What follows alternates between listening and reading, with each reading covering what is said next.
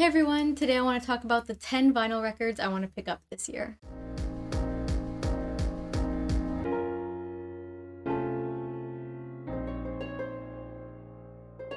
So in no particular order, the first vinyl I want to pick up is SZA's SOS. As you can see, I do have SZA's Control. This was her debut album, and SOS is so good. There are so many great tracks, and I really want to have it on vinyl. It's incredible how with her two albums, the vast majority of the songs on there are like songs that I really love and have a lot of replayability.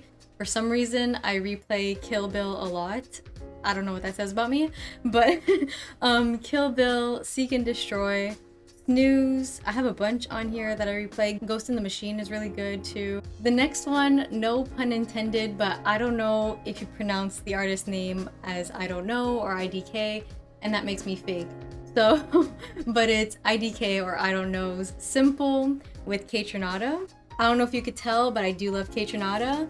And I actually went to the Weeknd concert. I bought the tickets when it was Doja that was announced, and I was really excited to see Doja Cat live, but when her replacement was announced to be Kaytranada, I was over the moon excited. This project by IDK, or I don't know, is actually my introduction to his music, I'm pretty sure. Maybe I've heard a few songs here and there, just one-off, but this project I love.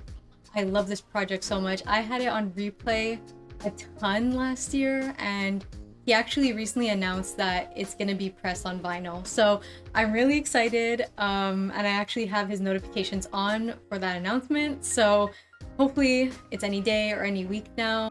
I'm noticing a trend with the artist names that I'm mentioning. So SZA, IDK, I don't know, and JID or JID. All three of them are just 3 letters, which is kind of interesting. But yeah, the next one is JID, and I'm holding up Revenge of the Dreamers 3 because I don't know if it was this one that introduced me to JID or it was an earlier one, but definitely Dreamville introduced me to his music. The Forever Story is so good. So good. The production quality on that album is amazing, and I think I've said this every single time I mention JID in my videos.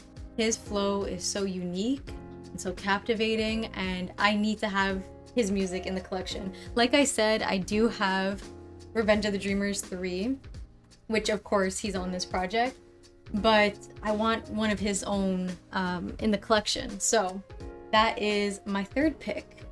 The fourth pick is no stranger to the collection, and that is Smino, Love for Rent. And I just have to say, Smino is so good at the merchandise that he comes out with. Just like the marketing for his projects is so on point and so good and so unique. I really do appreciate when artists, you could tell they put their heart and soul into the projects that they put out, into the music that they put out. I love that. I love seeing people express themselves creatively and really like go all in on a theme. I mean, I've been listening to Smino for a long time, but Love for Rent is also a great album that I would love to own on vinyl. The next one I'm pretty surprised that I don't own in the collection yet. I thought for sure I had Badass in the collection. So, I mean, it goes without saying that the next album I want to get is Joey Badass's 2000. Some of my favorite tracks on there, let me pull them up. I think I have 3 standout favorites that I play most often. So yeah, I have Make Me Feel, Show Me, and Cruise Control that have been like my most played ones from the album. But the whole thing is just incredible. This next one, okay, I have two. I have 2 that are like absolute needs and wants, okay? One of them have already been released and I'm begging for a re-release. And the other one has never been pressed on vinyl, not yet that I know of. So let's go with that one first. I really need, it's not even a want, it is a need to have Yebba's Dawn on vinyl. I need it, Yebba, I need it. And it's not only me, I know there's a ton of us that need this album on vinyl. I need to hear her buttery smooth voice on a record player and just have it take up a whole room. Like, I don't know. The first time I listened to music on a vinyl, it was like listening to the song for the first time all over again. And I remember I did that actually with Frank Ocean's vinyl right here. At least on this record player. I had an old shitty record player before, and I think it was Take Care that I listened to for the first time, but listening to Frank Ocean on a high quality record player was like, it's like experiencing a song for the first time all over again. And I need to experience that with Yebba's Dawn. It got so bad that I was Googling if a vinyl had been released for like, I would do it once a week for weeks on end. Like, I think I did it for at least like 2 months straight. That's just how much I loved the album and kept replaying it. And I just couldn't get the thought out of my head of like needing this album on vinyl. I also have her notifications on Instagram, just waiting for this drop to come. I hope it gets released. I'm guessing it's probably gonna be dropped on an anniversary maybe. I don't know. That other vinyl that I really need, I'm gonna save till the very end. So let's go to the next one. The next one I would like to get is not After Hours, of course. If you guys saw, I think like 2 vinyl videos ago, I showed you that I own this 4 times. I have 4 different variants because The Weeknd is so good at knowing how to take our money. I mean, I don't know how else to say it. So yeah, I definitely own enough After Hours copies. I don't need more, but I don't have a singular Dawn FM vinyl. I don't have a single one. And I think the reason for that is because him as an old man, as iconic as that is, I also really like the variants that he put out. I think he's put out quite a few now. Like I said, he knows how to take our money. So I'm kind of just torn on not knowing which variant to go for. Should I go with the original or should I get one of the alternate covers? So I think that's what the holdup is, because it's not too hard to find Dawn FM. I just have a decision to make. So we'll see about that one. The next album I want to talk about is another one that I've listened to so many times over, and I have 3 top songs that I listen to all the time from this album. And that album is Denzel Curry's Melt My Eyes, See Your Future. And the songs that I was talking about is Walkin', The Last, and X-Wing. I listen to those songs on repeat so often. And I'm pretty sure 2 of those were released as singles before the album actually came out. I just love how different this album sounds. I mean, Denzel Curry is no stranger to taking risks, and for the most part, I think they pay off, honestly, which is kind of hard to do as an up-and-coming artist. I mean, now he's well established in the industry, but to take risks like he did in Taboo, which I don't have that vinyl, and I've contemplated getting it so many times. I should just get it at this point, because I don't own any Denzel Curry in the collection, which is a big no-no. There's this weird balance, I feel, with artists not wanting to be mainstream radio, but also getting the flowers that they deserve, you know? Like, he's getting the recognition, everything that he deserves, and hopefully more. He continues to see growth and success in his career. But I feel like his music hasn't hit mainstream radio, but you can't really take my word for that because I don't really listen to the radio. But anyway, he's one of those artists that I can't wait what he's gonna put out next, because you don't really know. You don't really know what to expect. And I think that's something that's very admirable in an artist, you know? A lot of fan bases sort of fall into this one thing that they like about the artist.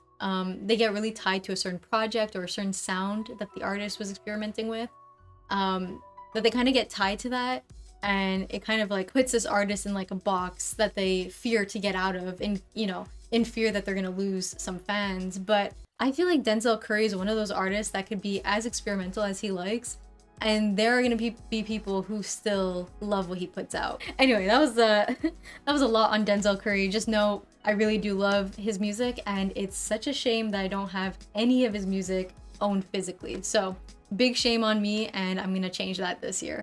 Next up is another artist I don't own in the collection, and it's such a shame.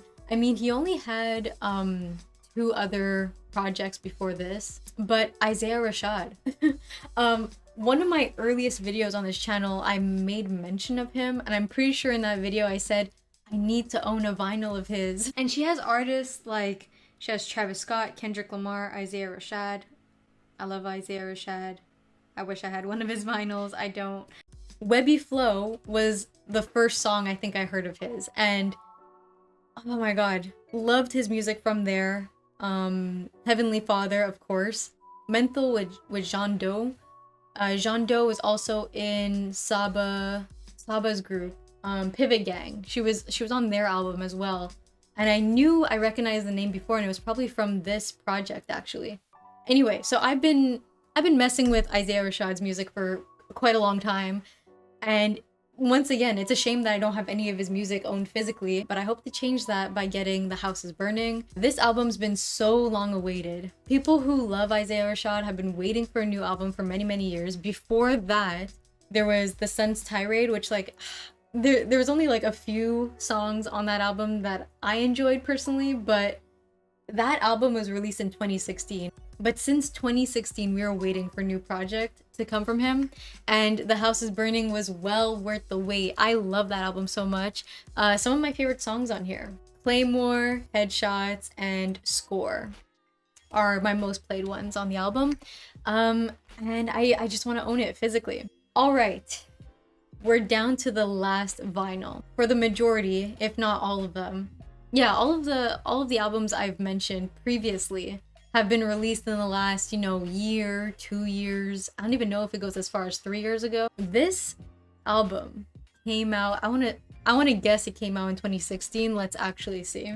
Yeah, I was right. 2016 was such a good year for music. Okay, anyway, this album came out in 2016, and I think it's only been released once, maybe, and the only version that I've ever seen is like this exclusive purple edition that came out in Europe, I want to say, and it has never been re-released since, at least that I know of. But that is